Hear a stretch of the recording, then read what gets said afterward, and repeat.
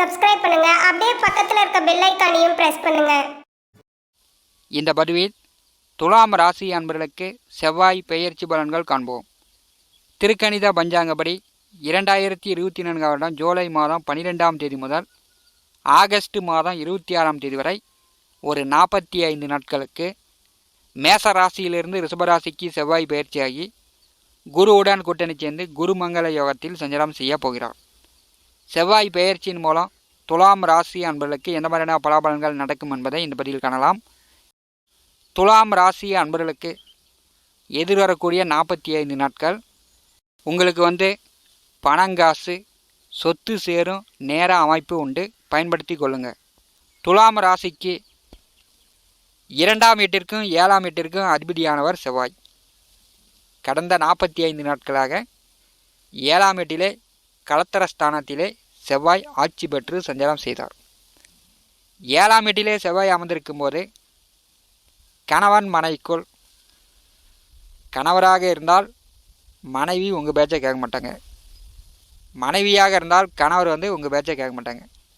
ஒருவருக்கொருவர் ஒரு விதண்டாவாதமாக கடந்த 45 நாட்களாக துலாம் ராசி என்பதுக்கு போயிட்டு இருந்துச்சு.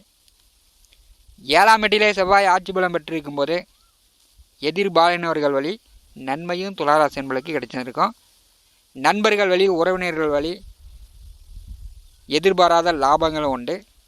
தொந்தரவுகளையும் துளாராசி என்பர்கள் அனுபவித்திருக்கக்கூடும். செவ்வாய் புகான் இரத்தக்காரகன். அவர் நேர் 7ஆம் பார்வையால் துளாராசி பாரி செய்யும்போது ஒரு சிலருக்கு பல்வலி, ஆடிக்கிட்டு இருந்த பல்லு கீழே விழுந்திருக்கும், கை கால் மூட்டு எலும்பு வலி, இப்படிலாம் கடந்த 45 நாட்களாக துளாராசி என்பளுக்கு ஏற்பட்டிருந்திருக்கும். செவ்வாய் பகவான் இரத்த பூமிக்காரனாக இருக்கும்போது பெரிய அளவு அவர் நெருப்பு கிரகம். துளாராசி என்பளுக்கு மனக்குழப்பம் அதிகமாக இருந்திருக்கும். அந்த நிலையெல்லாம் சற்று தற்போது மாறப்போகிறது. சனி பகவான் பார்வையிலிருந்து செவ்வாய் விலகுகிறார்.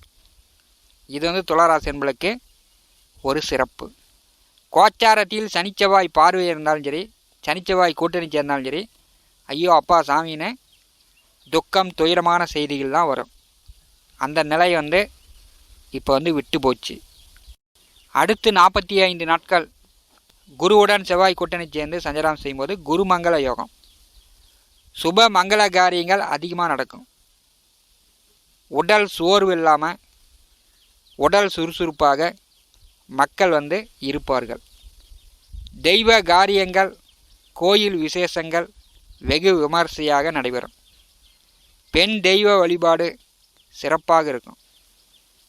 துலாம் ராசி அன்பர்கள், உங்கள் ராசிக்கு 2ஆம் வீட்டிற்கும் 7ஆம் வீட்டிற்கும் அதிபதியானவர் 8ஆம் வீட்டிலே சஞ்சாரம் செய்யும்போது 6 படை முருகன் ஸ்தலங்களுக்கு சென்று நீங்கள் 6 படை முருகன் கோயிலில் பழனிக்கு போகலாம், திருச்செந்தூர் போகலாம், திருத்தணி போகலாம், சுவாமிமலை போகலாம், திருப்பரங்குன்றம் போகலாம். 6 படை முருகன் ஸ்தலங்களுக்கு எங்கே வேணாலும் நீங்கள் போய் அடுத்த 46 நாட்கள் முருகனை தரிசனம் செய்யுங்கள். முருகனுடைய அனுகிரகமும் கிடைக்கும், குரு செவ்வாயினுடைய அருளும் கிடைக்கும். செவ்வாய் பகவான் இரத்தக்காரகன், சகோதரக்காரகன், பூமிக்காரகன், வீர தைரியக்காரகன். 9 நவகிரகங்களில் சேனாதிபதி பட்டம் பெற்றவர் செவ்வாய் பகவான். காவல்துறை, இராணுவம், யூனிஃபார்ம் வேலை செவ்வாய் பகவானுடைய காரகத்துவம். சரித்திரத்தில் அழியா புகழ் பெற்ற பல மாமன்னர்கள், சர்வாதிகாரிகள், மாவீரர்கள், சாதனையாளர்களாக செவ்வாயினுடைய ஆதிக்கத்தில் பிறந்தவர்கள். துலாம் ராசிக்கு 8ஆவது வீட்டிலே, கோச்சாரத்தில் 8ஆவது வீட்டிலே குருபகான் சஞ்சாரம் செய்து கொண்டிருக்கிறார். குரு உங்களுக்கு 3க்கும் 6க்கும் உடையவர். விபரீத ராஜயோகமாக சஞ்சாரம் செய்து கொண்டிருக்கிறார். தனம், வாக்கு, குடும்பஸ்தானாதிபதி 8ஆம் வீட்டில் அமர்ந்து 2ஆம் வீட்டை பாரி செய்யும்போது துலாம் ராசி அன்பர்களுக்கு குடும்பம் சார்ந்த, குடும்பத்தை முன்னேற்றுவதற்கு, பணப்பிரச்சனையை தீர்ப்பதற்கு, குடும்பம் சார்ந்த, குடும்பம் பற்றிய எண்ணங்கள் உங்களுக்கு அதிகரிக்கும். நண்பர்கள், உறவினர்கள், தொழில் கூட்டாளிகளிடமிருந்து வந்த சங்கடங்கள் நீங்கும். 7ஆம் வீட்டில் கடந்த 45 நாட்களாக உங்களுக்கு நன்மைகளையும் கொடுத்தார், அதே வழியில் தொந்தரவுகளும் கொடுத்திருப்பார், அந்த தொந்தரவுகள் துலாம் ராசி என்பளுக்கு நீங்கும். கணவன் மனைவிக்குள் கருத்து வேறுபாடு இருந்துச்சுன்னா உங்கள் பேச்சை அவங்க கேட்கல, அவங்க பேச்சை நீங்கள் கேட்கல அப்படின்னு அந்த கருத்து வேறுபாடுகள் நீங்கும்.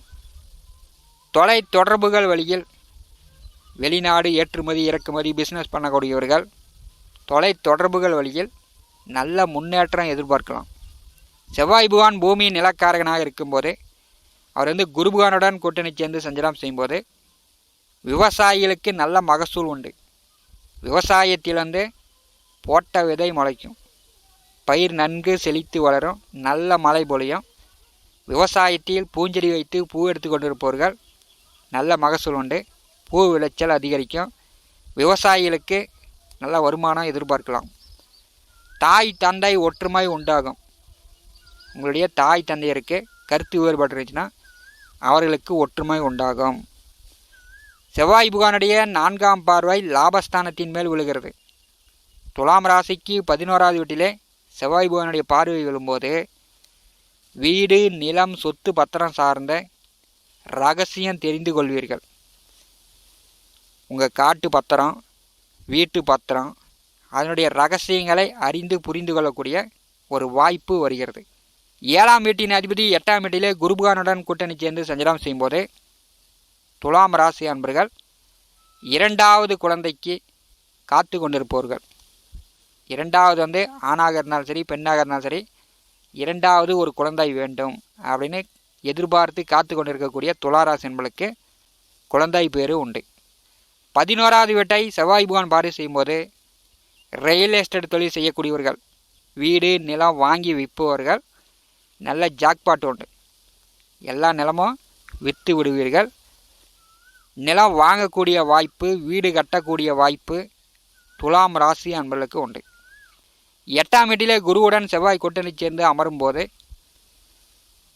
2வது வீட்டை செவ்வாய் பகவான் பார்வை செய்யும்போது பல்வலி, ஆடிக்கிட்டு இருக்கக்கூடிய பல்லு கீழே விளையாடுற மாதிரி, முகத்தில் சிறு சிறு காயங்கள் ஏற்படக்கூடிய வாய்ப்புண்டு.